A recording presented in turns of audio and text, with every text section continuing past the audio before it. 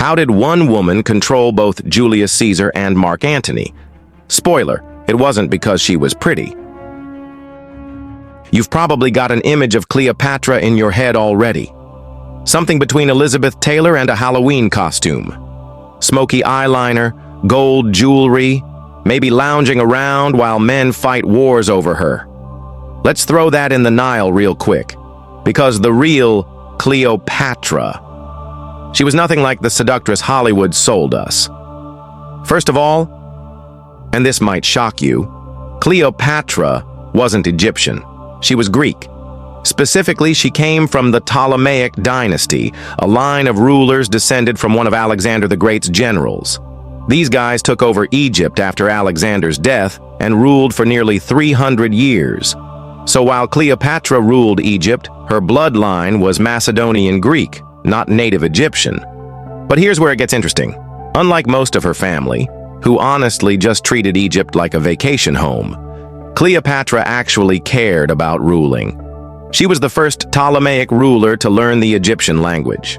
On top of that, she was fluent in 8 other languages, including Greek, Hebrew, Arabic, and even the language of the Ethiopians. Imagine sitting in a room full of diplomats from all over the ancient world, and Cleopatra didn't need a translator. She was the translator. And her education? Top tier. She studied medicine, philosophy, mathematics, and astronomy. Think less royal arm candy, more ancient world genius. There are even records of her writing medical texts herself. So when people talk about her charisma, yeah, it wasn't just her voice or looks. It was the intellect behind it. She knew how to read people, how to adapt, how to make herself indispensable. By the time she met Julius Caesar, she wasn't just some ambitious young woman with a crown. She was already the co-ruler of one of the wealthiest empires on Earth. She was making real decisions, managing trade, navigating civil war, and holding off threats from both within and outside her kingdom. So no, Cleopatra didn't get close to powerful men because she was seductive. She got close to powerful men because she was powerful. And once they met her, they realized she played the game better than most of them ever could. So now we've got Cleopatra and Mark Antony, partners in power, ruling the Eastern Mediterranean like it's their empire. But while their love story gets all the attention, what really freaked out Rome was their ambition. Let's break it down. After Caesar's death, Rome wasn't exactly a peaceful republic. It was chaos. Antony controlled the east, Octavian, soon to be Augustus, controlled the west, and the two were in a tense alliance that was always about to explode. Now Antony could have played it safe, but instead, he leaned all the way into his partnership with Cleopatra. He moved to Egypt. He married her. While still technically married to Octavian's sister, by the way. And then, he gave Cleopatra's children Roman territories. Like actual chunks of land, Armenia, Libya, Syria were handed out like party favors to their kids. To the Roman Senate, that wasn't just bold, that was treason. They didn't see Cleopatra as some exotic queen anymore. They saw her as a woman stealing Rome's future from inside the palace walls. Octavian weaponized that idea perfectly. He didn't declare war on Antony directly, he declared war on Cleopatra. Why? Because painting her as a manipulative foreign queen turning noble Roman men into fools? That was gold for Roman propaganda. He told Rome that Antony had gone native, abandoned Roman values, worshipped foreign gods, given Roman land to Egyptian royalty. And it worked. The public turned, the Senate turned, and soon Octavian marched to war. Not against a general, but against a couple. But here's the thing most people miss. Cleopatra wasn't hiding behind Antony. She funded the war. She commanded part of the navy. She brought 200 ships to the final showdown at Actium. This wasn't Antony's war. It was theirs. And even when they lost, and yeah, they lost badly, Cleopatra didn't run. She tried to negotiate directly with Octavian, offering money, influence, even her crown, just to protect her children and kingdom. That's how strategic she was to the very end. It's 48 BCE. Cleopatra's not living in a palace sipping wine. She's in the middle of a civil war. She and her own brother, Ptolemy the 13th, are literally fighting over who gets to rule Egypt. He's got the throne, she's been pushed out, and things are getting ugly. She's in exile, resources are low, and Roman influence in Egypt is growing by the hour. Enter Julius Caesar. The most powerful man in Rome has just landed in Alexandria. And he's not there to play tourist. He's chasing his own enemy, Pompey, who fled to Egypt. And what does Caesar find when he gets there? Pompey's been assassinated by Ptolemy. Yeah. Talk about awkward politics. So now, Cleopatra has a window. She knows Caesar could tip the balance of power in this war, but she can't just stroll into Alexandria. Her brother's guards would kill her on sight. So she comes up with one of the boldest entries in political history.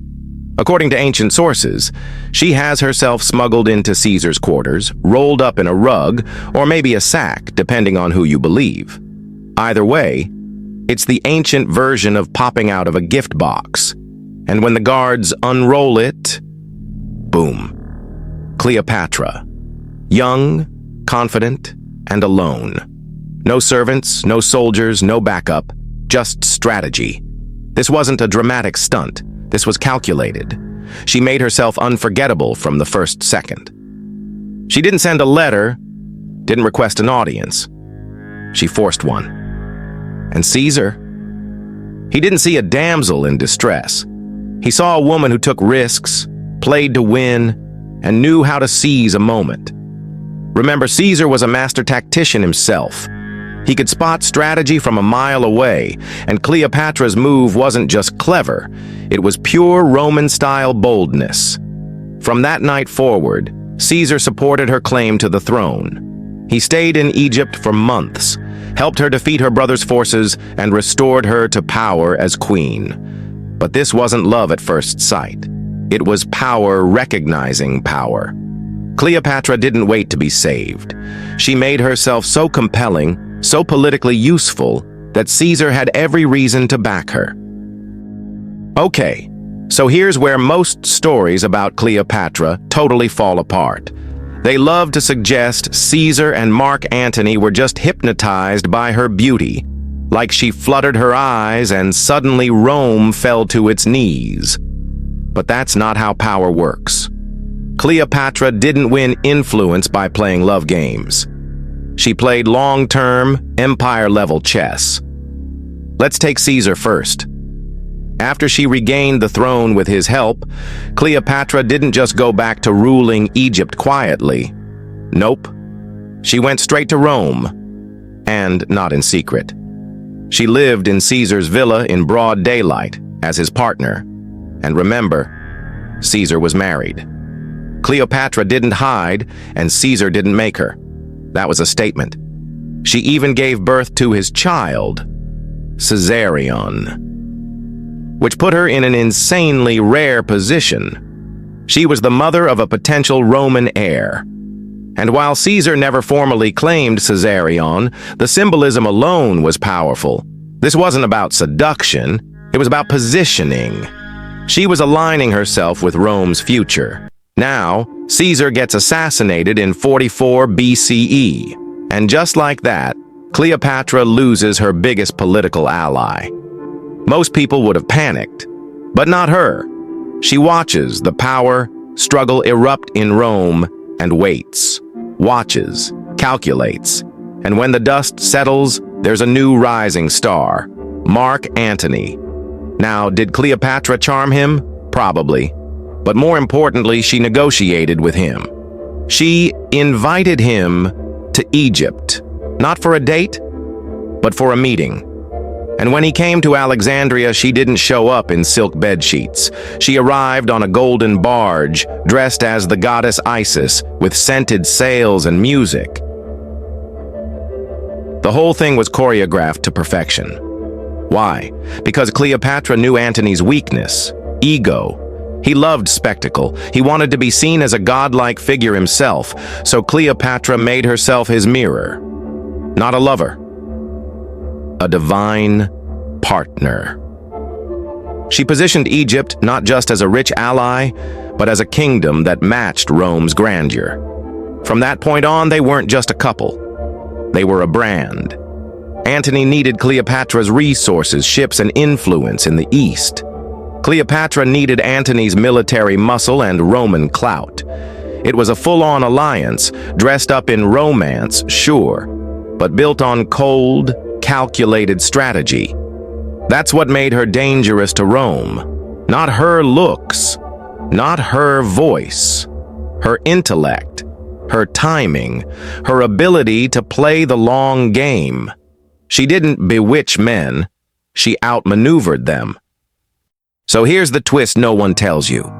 Cleopatra didn't fail because she was a woman who fell in love. She was a ruler, one who stood up to the world's biggest superpower, and nearly won. She wasn't just some exotic queen tangled up with powerful men. She was the power.